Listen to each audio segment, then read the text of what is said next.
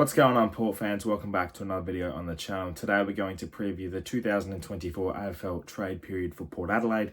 A lot is to be coming up in the next couple of weeks with free agency, the listed free agents, and trade period and trade news and everything that's trade, because it's that time of the year. It's silly season time and it's time to get down. And yeah, I think Port Adelaide's hands are going to get quite dirty this trade period. And I think that there's a lot of targets out there. There's a lot of opportunities as well, and I'm very much looking forward to seeing exactly how it all pans out. So let's get straight into it and preview the 2024 trade period for Port Adelaide. I do want to apologise in advance. The upcoming trade period may be a bit quiet from myself personally, with some personal family tragedies going on at the moment, so I do apologise in advance if I'm a little less inactive with news and updates and everything of the sort. But I'll try my best to keep you as up to date as possible. If not, there's many outlets out there, trade period, trade radio, websites, the sorts. But I'll definitely try and give my thoughts as much as possible throughout the time. But regardless, let's get straight into this and preview it. So there's a few names on the board, on the whiteboard, going into this one for Port Adelaide. And most notably, obviously, it's Dan Houston and Ivan Soldo wanting to leave the club. Now, I think a lot of the names I'm going to mention, and I'll tie them all in sort of hand in hand. There's a lot of opportunities and a lot of possibilities. You're looking at the number one target, the number one name on the board is Jack Lukosius. That's as simple as that. That will get done this trade period. I have no doubt about that whatsoever. How it gets done is the biggest question. Now, I look at trades from Ivan Soldo and Dan Houston. I expect Gold Coast would want somewhere near the late, late first round picks. I'm sure they rate him very highly, but they have told him to look around. They have told him to assess his options and express any interest outside. And obviously, Port Adelaide won the race to get him. So when you decrease his value like that, and also he's definitely he was a top 5 pick. He was so outstanding in his draft year. He's been sensational throughout the time at the Gold Coast Suns and just hasn't found an opportunity or a chance really to get some consistent form in certain stages. He's definitely very, very good. But I think in an atmosphere like the Gold Coast Suns, we've seen that they've never really been able to excel in their own talents. Whereas if he comes to a club like Port Adelaide, I think he'll definitely be able to get the best out of himself. And with such a young crop of players and a leadership group led by Connor Rosie, I think he's going to feel right at home straight away. So how it gets done, well, it's going to be linking with Dan Houston, I feel. The interesting thing here with Dan Houston is that Harry Perryman and Isaac Cumming have both chosen to not come to Port Adelaide. Isaac Cumming going to Adelaide, and Perryman is going to the Collingwood Football Club. So it does make it a little bit harder for a deal to get done, and I think it increases Dan Houston's value, whose value has been severely underrated and undervalued anyway from opposition clubs. Carlton not coming to the table with a first-round pick is diabolical. He's a two-time All-Australian, one of the best kicks in the game, and so important to Port Adelaide's game plan. There's so much talent there. He's a match winner. He's an opportunist. I don't really have to describe how well of a footballer he is. We, as Port fans, know how well he is and how good he is.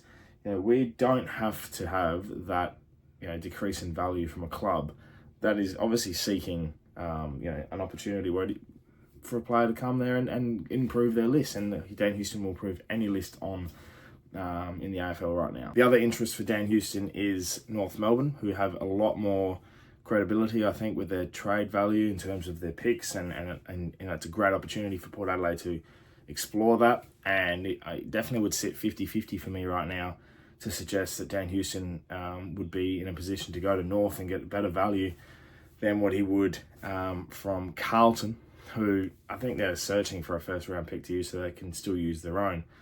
If you're doing that, you're already in second position, I think, to get Dan Houston, because you're not coming to the table with a value. And this is obviously all early talk, and everyone talks the talk, and the trade period hasn't even opened yet. And I think clubs like Port and Carlton would want this deal to get done fairly, not quickly, but enough to give them enough time to look at other options. And I know Port Adelaide do have a couple of names on the whiteboard that they would love to get. But at the end of the day, you're sitting here and you're going, what can we do to get Dan Houston across to your football club and a first round pick is a bare minimum. I think obviously Matt Owies is not signed as yet for Carlton, so that's a bit interesting as well. And we are always searching for a small forward apparently. So I think the likes of Francis Evans or Quinton Narkle won't be on the list next year. They'll have to choose one or the other. And I think you're looking at the likes, and you look at Joe Richards, who's been linked with the club. Riley Garcia as well has been linked with Port Adelaide. So someone like Matt Owies is probably in that category as well to be an opportunity. And if you could say, all right, pick 11 Matt Owies, you go, we consider that. You almost consider that. But there's got to be a lot more value, I think, for Dan Houston to come across to Carlton or North Melbourne.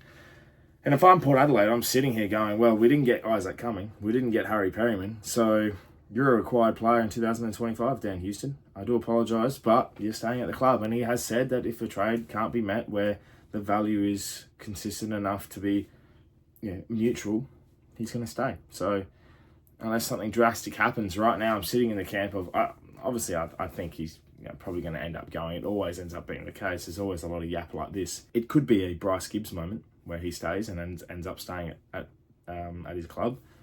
But there's a lot more, I think, mutual commitment between the two in case a trade doesn't come through, whereas Bryce Gibbs, I think was a little bit more of an edgier situation. But I look at the lights. I say Joe Richards and Riley Garcia. Riley Garcia has been a name that's popped into the conversation coming into this trade period, and he's been looking around. There's been multiple opportunities in a lot of different places, I think, for Riley. So if he's looking to get out, then he has that opportunity. Joe Richards has had a table on the offer, I think, since August when all this trade period talk started to ramp up.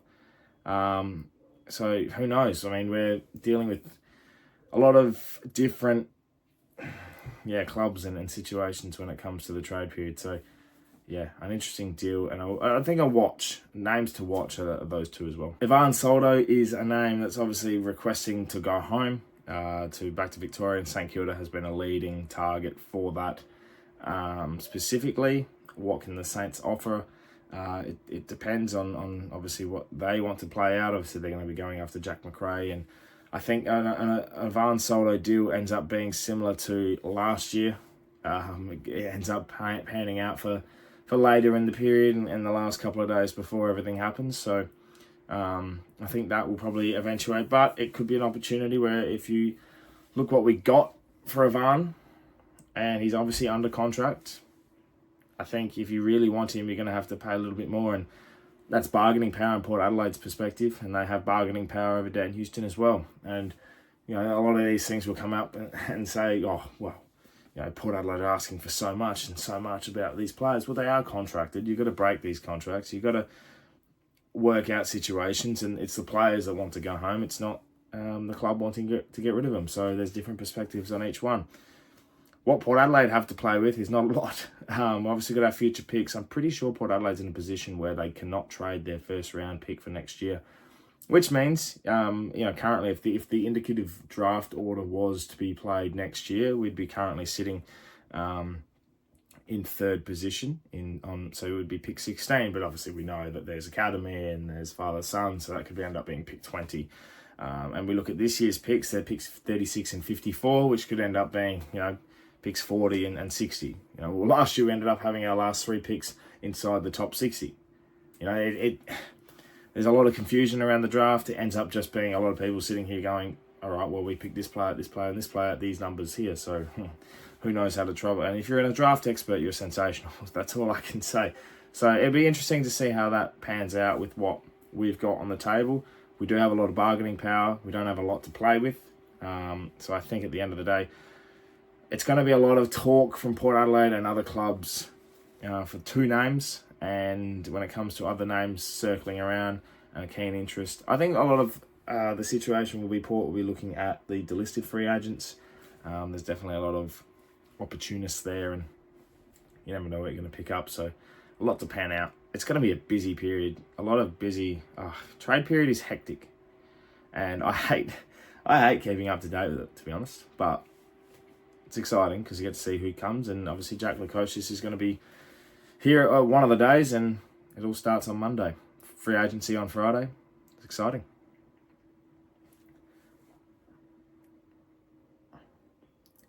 So overall, my final thought on the names and what I feel will occur for Port Adelaide this trade period. It's quite simple. Jack Lacoste just ends up at Port Adelaide. Does it end up being a future second rounder and a second rounder this year?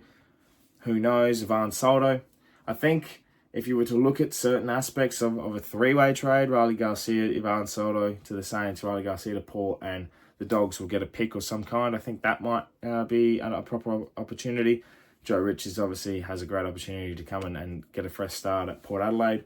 Dan Houston is probably the most complicated one of the lot, and I think in the end it'll be a similar position to what Paddy Ryder ended up being, which was a first and second round pick, and I feel like Port Adelaide can bargain with that a little bit more. And if you wanted to use a second round pick to further venture on to one of those as well, it ends up being a good opportunity. So all of these trades end up working out in my mind. I think they'll all get done.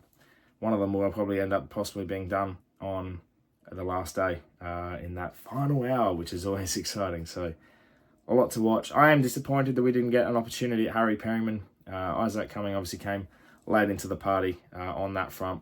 Who else is there to play out? We'll wait and see. But this is going to be a hell of a trade period. So let me know your comments below, Port fans and other fans of other clubs as well, and what you're thinking and who maybe we should target that isn't on the list or on the radar at the moment. So there'll be plenty to discuss. But thank you so much for watching.